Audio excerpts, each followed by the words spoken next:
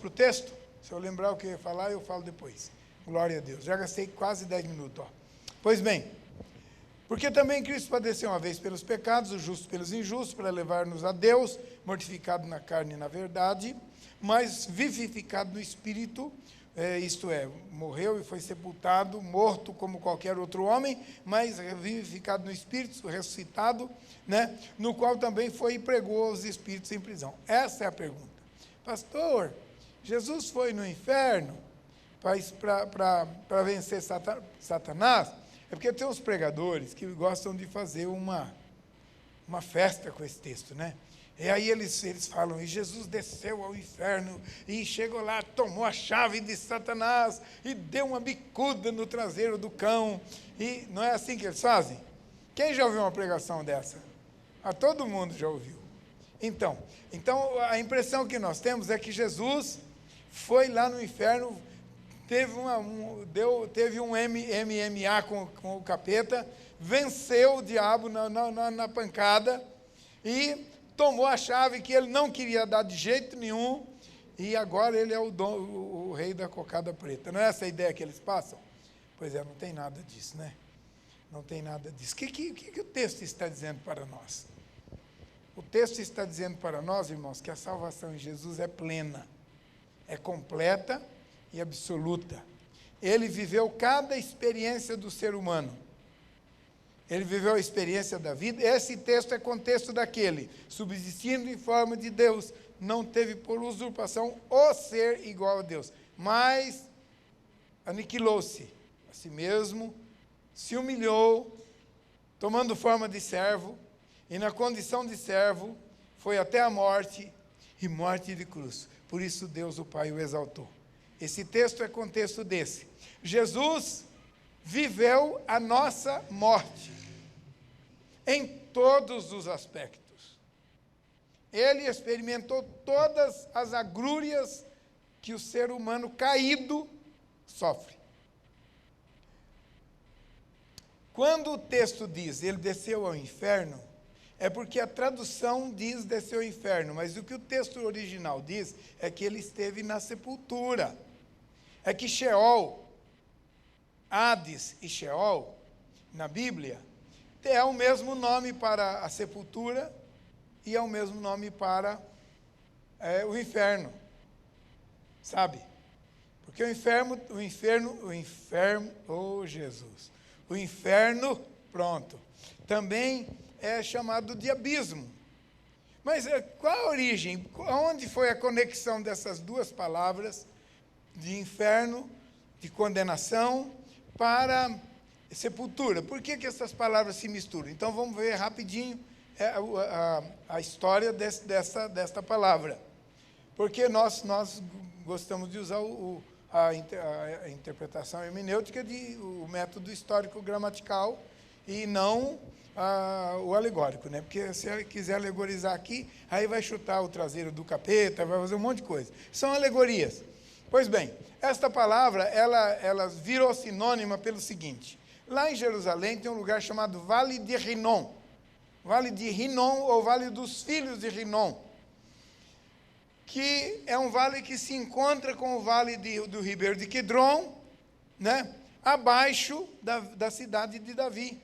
Então são dois vales, um vem da direita e o outro vem da esquerda, e se encontram lá embaixo, do ladinho do tanque, chamado Tanque de Siloé. Ok, quem já foi comigo em Israel já localizou o lugar, né? Pois bem, acontece que naquele vale de Rinom, no tempo antes da igreja, antes dos israelitas estarem em Israel, quando eles ainda estavam escravos no Egito, os cananeus sacrificavam os filhos aos deuses pagãos, a Moloque, um deus pagão, lá no vale de Rinom. Lá era o lugar do sacrifício, para sacrificar pessoas, sacrificar seres humanos. Então aquele lugar virou um lugar maldito. Quando os filhos de Israel chegaram e souberam que ali era o lugar de sacrificar seres humanos, aquele lugar era um lugar maldito. É tanto que os filhos de Israel jogavam lá o lixo da cidade.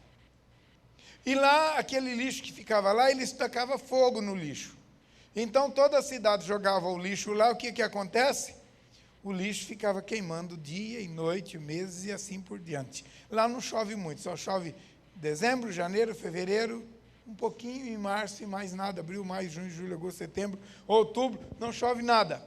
Então aquele fogo ficava aceso o ano inteiro praticamente. É por isso que Jesus disse, serão lançados fora nas trevas exteriores, onde o verme não morre, onde o fogo não apaga e o bicho não morre. Fazendo uma analogia daquele lugar do lixo, lá no Vale de Rinom, né? Tinha a porta chamada Porta do Lixo, por onde eles saíam levando o lixo, e aquele lugar lá no Vale de Rinom, onde fora no passado o lugar do sacrifício dos seres humanos, e agora era o lugar de jogar o lixo. Outro detalhe, vocês se lembram que quando Jesus morreu, José de Arimateia e Nicodemos foram lá rapidamente, conseguiram uma situação, politicamente falando, né, eles entraram na questão política, porque eles eram do Sinedrim, ou do Sinédrio, e eles conseguiram resgatar o corpo de Jesus. Lembra disso?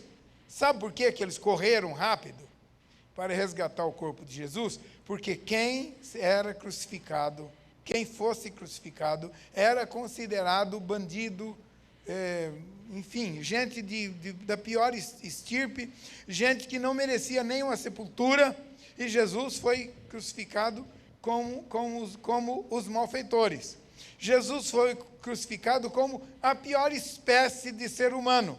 Ele não teria uma sepultura, ele seria jogado lá no Vale de Rinom, no lugar do lixo, e os cachorros iam comer as carnes dele, porque era isso que acontecia. Jogava o cadáver lá, todo ensanguentado, os cachorros vinham, comiam a carne e ficava só o esqueleto lá.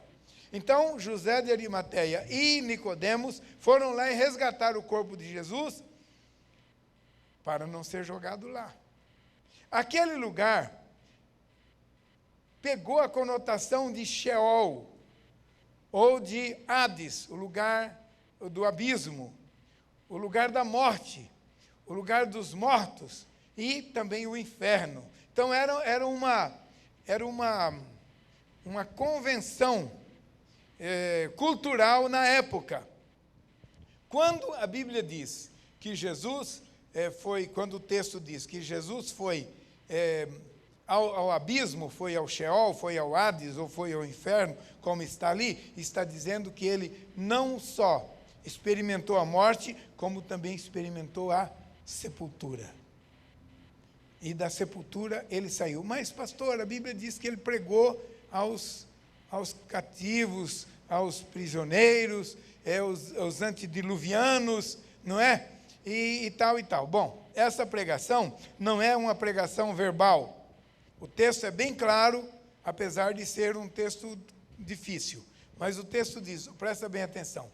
Também Cristo padeceu uma vez pelos pecados, está falando do padecimento de Jesus. Lá no texto anterior, ele está falando que nós vamos sofrer. Se nós quisermos viver uma vida de piedade, uma vida cristã real, nós vamos padecer perseguições. O mundo vai nos rejeitar, porque nós incomodamos o mundo quando nós vivemos diferente. Quando você vive na presença de Deus, incomoda o mundo. Você se torna persona não grata, sabe? Pois bem, aí ele diz, também Cristo, você vivendo assim vai sofrer perseguições. Também Cristo padeceu, você pode padecer. Olha o versículo 16. Tendo uma boa consciência para que naquilo em que falam mal de vós, como de malfeitores, fiquem confundidos os que blasfemam da vossa boa conduta em Cristo, porque melhor é que padeçais fazendo o bem, se essa for a vontade de Deus, do que fazendo o mal, porque também Cristo padeceu. Está vendo que ele está conectando o nosso sofrimento pela obediência com o sofrimento de Cristo, também pela obediência? Pois bem, porque também Cristo padeceu uma vez pelos pecados, o justo pelos injustos, ele padeceu para levar-nos a Deus. Ele foi mortificado na carne, isso é, ele experimentou a morte na própria carne, né? Mas vivificado no Espírito, isto é, ele experimentou a ressurreição dos mortos, né? No qual foi também, no Espírito, no qual foi também, e pregou os espíritos em cadeias. Então, espiritualmente, Jesus desceu ao abismo, ou seja, ao inferno mesmo. O Hades, não o Vale de Rinom, mas esse lugar espiritual, onde estão os mortos. E pregou os espíritos em cadeias. O que é isso? Esta pregação não é verbal, é testemunhal. Como nós sabemos disso? Vamos olhar o texto, continuando aqui. Os quais no outro tempo foram rebeldes, versículo 20, quando a longanimidade de Deus esperava nos dias de Noé, enquanto se preparava a arca, na qual poucas, isto é, 8 almas se salvaram pela água. Que também, presta atenção no versículo 21, que também, como uma verdadeira figura, no sentido figurado, como uma verdadeira figura, agora vos salva o batismo, não do despojamento da imundície da carne, mas da indagação de uma boa consciência para com Deus, pela ressurreição de Jesus Cristo, o qual está à destra de Deus, tendo subido ao céu e havendo-lhe sujeitado anjos, autoridades e as potências. Ok. Então, eu estou sendo rápido assim, não vou entrar muito nos detalhes, porque o tempo não permite. Mas tudo bem. Então, nós temos aí, já foi 10 minutos, né?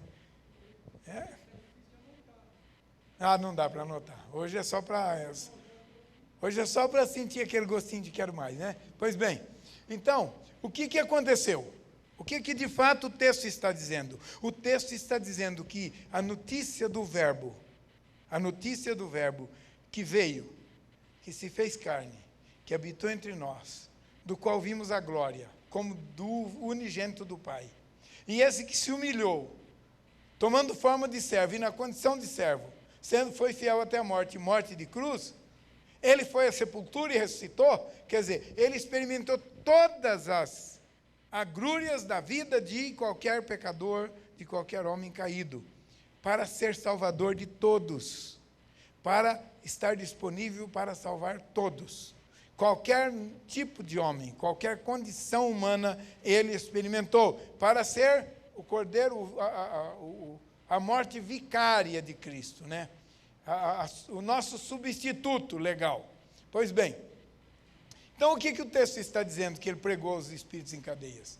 Está dizendo que esta notícia foi da vida e morte de Jesus foi tão contundente, foi tão tremenda, que todo o universo tomou conhecimento dela.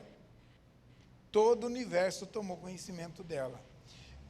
Tem um sinal de que o universo estava em convulsão no dia da morte de Jesus? Tem algum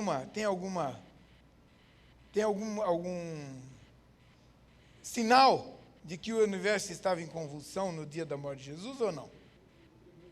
Exatamente, às 3 horas da tarde o céu se escureceu e houve uma alteração cosmológica. Uma situação, todo o universo estava recebendo a notícia de que ele morreu no Calvário. Inclusive aqueles que estão no Hades. Inclusive aqueles que estão no lugar dos mortos. Não na sepultura física apenas, mas também no mundo espiritual chegou a notícia de que agora a salvação está plena. E o que aconteceu? Aconteceu lá que uns se puderam, certamente regozijaram.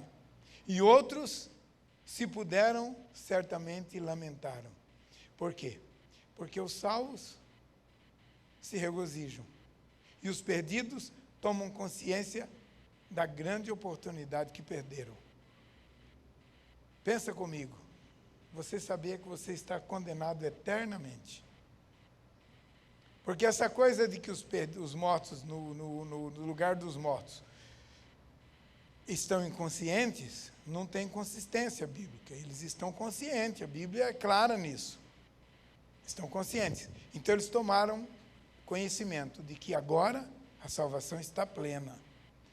De fato e de direito. Porque Cristo pagou. Cristo morreu em nosso lugar, o nosso substituto. Os perdidos e os salvos tomaram conhecimento disso. Lá no inferno, lá no abismo, lá no Hades. Não só apenas a sepultura. É que a palavra é uma só. Então, às vezes, as pessoas confundem. Fala de sepultura, fala de abismo, fala de Hades, fala de Sheol, mas então o sentido é duplo aí. Não só físico, como também espiritual. Jesus morreu a morte absoluta, completa, em todo sentido. Ele não foi à sepultura morto-vivo, ele foi morto mesmo. Agora ressuscitou dos mortos. Reviveu, está vivo, está à destra do Pai, e ele fala isso no texto seguinte. Agora ele está à direita do Pai, não é? Está escrito aí no texto. Então, é isto. Então, aquela história que Jesus desceu lá no inferno e pregou para aqueles espíritos, os pré-diluvianos, e eles puderam ter uma oportunidade de agora de se redimir ou de ser salvo, não tem consistência bíblica, porque a Bíblia é clara nisso, que ao homem é dado viver e morrer uma só vez, depois disso vem o juízo. Ou nós temos salvação aqui, ou não temos do outro lado. Entende isso? Porque se nós colocarmos que Jesus foi lá, pregou para aqueles mortos, e os mortos, depois de mortos, ainda o receberam como Salvador, seria maravilhoso para nós. Mas essa doutrina não se estabelece, porque não tem base bíblica, não tem base. Então, o que aconteceu é que a notícia chegou lá. A notícia chegou lá por quê? Porque Jesus, se tornou, voltou a ser, ele era onipresente, voltou a ser onipresente. Alguém que se ausentou do mundo espiritual, que enche todo o universo, voltou a encher todo o universo, mas agora como o Cordeiro de Deus que tirou o pecado do mundo. Então Jesus completou a obra e todo o universo ficou sabendo disso. E o texto completa dizendo que ele então, por causa disso, ele submeteu principados, potestades, olha aqui, o qual está, versículo 22, o qual está à destra de Deus, tendo subido ao céu, havendo-se-lhe sujeitado anjos e autoridades e as potências. Então, tudo está debaixo dos pés do Senhor Jesus. Ele tem autoridade no céu e na terra. Ele diz, todo o poder me foi dado no céu e na terra.